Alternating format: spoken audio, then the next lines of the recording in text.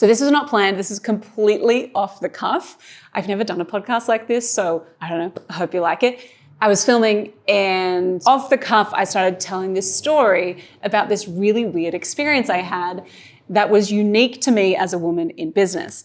And so I was chatting with my videographers, Rach and Luke. We talked about like, what does it mean to be a woman in business? How do we stay in our feminine, in the things that make us unique, the things that give us an advantage as women?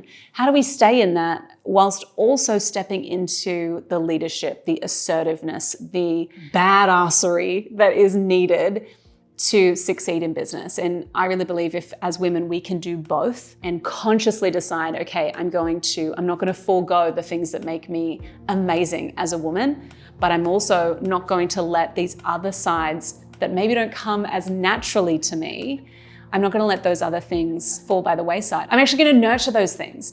And so this is something that I talk about with my girlfriends a lot. It's something that I talk about with my husband a lot. I talk a lot about this with men in my world and women in my world. I hope that maybe it resonates with you and that maybe there's one or two little bits that you could take away that would be helpful for you. And if you love this, I would love to hear from you and hear your experience and hear what's working for you. So I don't know, hope you love it. I was having this conversation and they were like, oh, it's weird that women feel like they need to call themselves women in business. And I was like, yeah, it is kind of weird. Like, I don't call you a man in business. I just say that you're in business. Like, it's weird that we specify that. But then I said to them, oh, listen, as a woman in business, my experience is different than yours because I had an experience recently where I was on a call with this guy who wanted me to speak at his event. And at the top of the call, he was like, listen, I don't normally like people like you. And I was like, what? This is so weird. Like, what a strange way. Like, how to win friends and influence people. Like, what? That's so odd. Anyway, I was like, oh, okay, maybe he's just an odd guy. Like, this is strange. Strange way to pitch someone to work with you. Anyway, I went through the whole call and I was like, I really have to go. I said to him, hey, I've got a hard exit at this time. I've got to go. He just would not stop talking. He really wasted my time. As soon as he said that, I was like, I'm not doing this event. It's fine. But I had this thought afterwards and I was speaking with Nath after and I was like, that would not have happened if you were on the call. He would not have spoken to me like that if there was a man present. And it's so frustrating as a woman being like, I shouldn't have to teach you how to operate and show up. And I shouldn't need my husband to sit in on a call with me so that you actually treat me like a real legit person. Women walk into a room, we have to like really work for respect. Yeah. But men walk in and they've already got it. Inherently That's yeah. there. But we're like, we have from to command. get-go, we're like, oh, like me, like please, like believe in me. I am a really good business owner and I can do everything that the male can do. But we already feel like we're behind. And the thing that's interesting is that the respect versus being liked is really an interesting paradigm because it's like, for me, I do want people to like me. I do want people to go, oh, I really like being around her. I really feel good being around her. But I also don't think that I should have to like beg for people to respect me in business. And I also don't think that women should have to look like a 10 out of 10 smoke show to operate in business either. I think it's unfair and it's not a level playing field, and that's just business in general. Business is not a level playing field. Business is not fair. But I think it's good to have these conversations, especially with a lot of men that I work with who are incredible and see me as a peer and respect me just because of who I am. And I think more and more we need to have these conversations and say, okay, well, my experience has been different and I've had to really command and own my space and demand respect in a way. What was strange about that situation with that guy was it was like he was doing, there's a term for it when you're dating, where you give women compliments that are actually kind of negative, but could be construed as a positive. Anyway, it was like he was kind of giving me backhanded compliments to get me to be off my thing. And I was like, I don't want to work with you.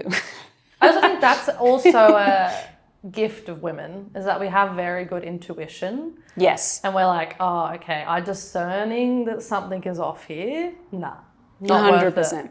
And I think that's probably a power for us. And I think the mistake is thinking that, I look at Nath, my husband, and think, oh, he's so strong, he's so assertive, and he's a very strong leader, knows what he wants. But I'm also a strong leader in a different way. And so I think it's going, okay, I don't have to become more masculine. I don't have to become someone I'm not.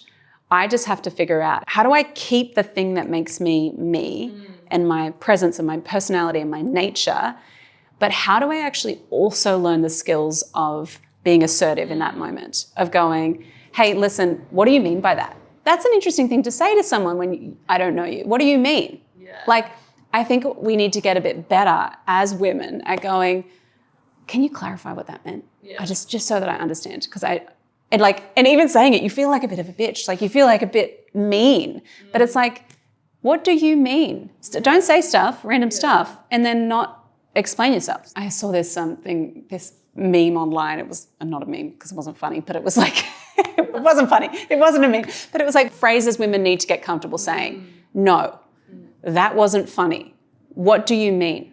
Like, just simple phrases that we just need to get better at going, I don't understand what you mean. Can you explain? Yeah. And not saying sorry for everything. Yeah.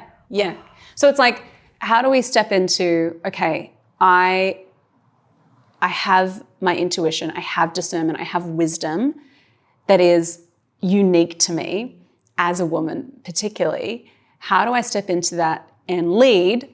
And also, how do I stand up for myself in the moment? Because straight after the call, I was like, oh, what an idiot. And I'm not going to do the thing with him. That's fine. And I wish I had said, that's interesting. Tell me more. Like, what's that perspective you have about me? I don't know you. So what is that? I wish I had been a bit more ballsy in that moment and gone, I could have actually been stronger and not just afterwards been like, ugh, what a strange experience. I know, hindsight's a beautiful thing, hey? When, I know for a good friend of mine, she is one of the most assertive.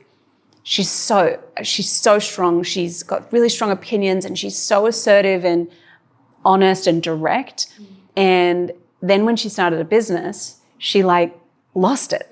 She kind of softened, and it was like she dimmed these parts of her that are her magic. She's so brilliant at, and they make her who she is. She dimmed those things because all of a sudden there's more at stake. If people don't like you, are they going to buy from you? Yeah. Like it's like kind of primal. It's like, if they don't like me, they're not going to buy from me. If I'm honest and direct with them, and if I'm telling them the truth, even if it's hard, they're not going to want to work with me. And then it means I'm not going to have security. And so all of those things kick in that are so primal and in us to be like, oh, I've got to protect myself. You get timid. You get a bit smaller and a bit more, maybe a bit more beige. And then you lose the actual essence of your magic because you're trying to please everyone and make sure that, and for good reason, because you're like, I just want to make sure that my family is okay. I want to make sure I've got money. I want to make sure I've got clients. And so it's this dance. I love seeing women who do this well and who go, I'm gracious, I'm smart, I'm feminine, I'm myself. I'm not trying to be someone else, but I'm also a badass and I'm strong and I'm assertive and I have boundaries. And I think as women in business, if we can toe those two lines, we are absolute forces to be reckoned with. And I also think men know that. Like even the guys that I was speaking with, they were like, oh, female salespeople outperform men by a long way because they're empathetic. And when they've got that superpower of like, I'm also gonna call you out, I'm gonna be assertive and direct, that's like magic. And so whichever one you are weaker at, the more you can pull the lever of the other and go, okay, I've got to upskill in this area or this area, whichever it is. It's like so good for your business. It's so good for your confidence. And I think it's good for the world in general when women are balancing these two things. When women lead like that, it's just so amazing.